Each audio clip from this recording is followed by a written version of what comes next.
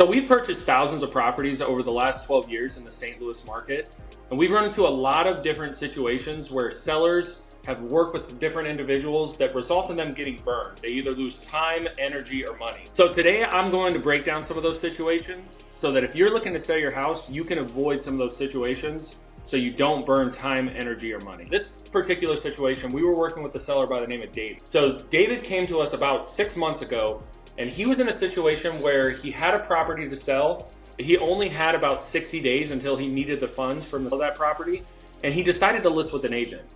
Now, David's property, after doing a little bit of research, was worth about $250 to $300, depending on what sort of upgrades he did to the property on the open market. He listed with an agent and signed an agreement, a 90-day agreement with an agent that wanted to list his property for $600,000, way over what the market would yield. This was obviously a new agent that didn't have a whole lot of experience. And what happened to David is that his property sat on the market for 120 days, double the amount of time that he needed the cash in. So David was frustrated. He was getting tired of working with the agent. He also communicated that the agent wasn't very responsive to him. He reached out to us and asked if we help. We were able to get in contact with the agent, get the agent to drop that listing agreement, and then we were able to purchase David's property in about 40 days. Overall, David did spend a lot of time on this property that he really didn't have, and it put him in a bad position because he decided to go with an agent before talking to a home buyer. Unfortunately, we've worked with a lot of home sellers that have gotten burned by other wholesalers. Wholesalers will get the property under contract. They won't have the funds to actually purchase the property, and then a day or two before closing, they end up backing out. Those sellers typically reach out to us, and we are able to close within 10 to 14 days and solve their problem for them. So if you are looking to sell your property to a wholesaler, here are a few things that you definitely need to do. Number one, you need to get a proof of funds to ensure that they actually have the money to purchase the property, even if they don't pass it off to another investor.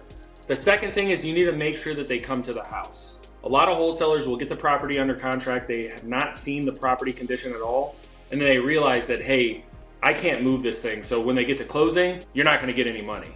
And then the last thing is ensure that they're credible. Make sure that you're going on their website, you're looking at reviews, you're seeing what other customers have said about that home buyer. A few months ago, we ran into a seller that was in a situation that some people might think is pretty unique, but we actually see pretty often. A seller paid a contractor to come in and do some work on her property. And when she came in to check up on the property, there was hardly any work done to the house, and the seller had paid the contractor $50,000.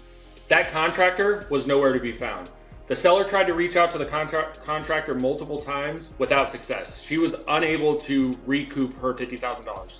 She had to file a lawsuit and go through the whole legal process to be able to get that money back.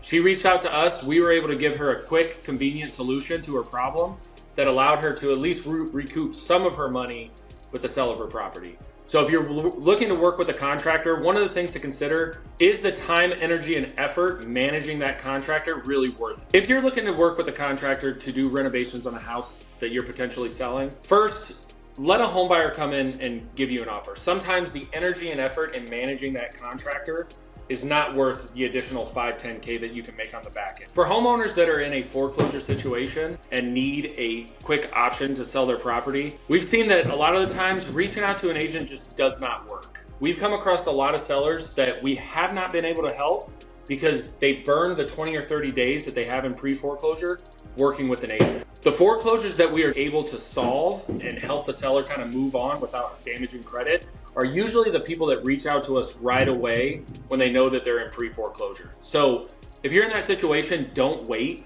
A lot of the times there's really no option for an agent to be able to get you that cash in that 20 to 30 day time frame that you have. Reaching out to a home buyer could be a way that you can sell your property, make a little bit of money, and protect your credit. If you're a landlord and you're experiencing tenant issues, don't worry, we got you covered. We come across that all the time.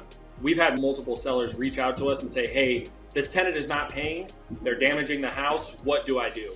A lot of the times when you work with us, we can actually give you a very convenient solution to either remove that tenant, or sometimes we'll just buy the property and that tenant will become our headache.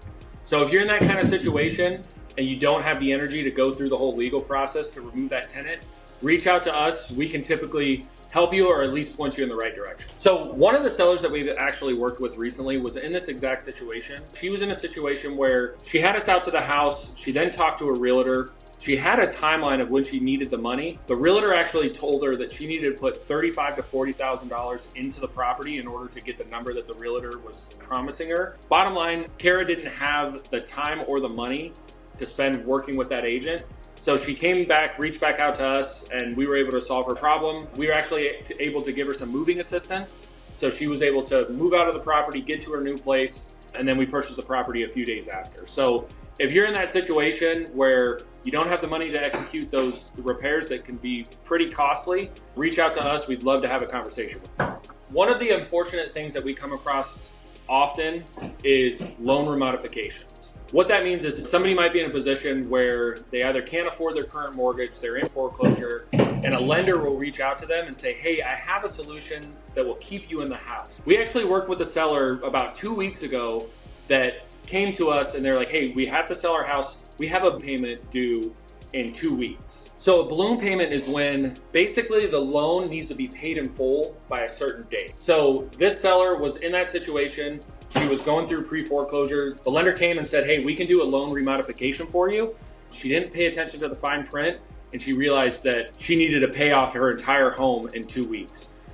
She actually came to us. We were able to solve that problem. We purchased the property for her, allowed her to pay that off. But one way to avoid that situation altogether is to really consider your options. Sometimes staying in the property and having that balloon payment can bite you on the tail end.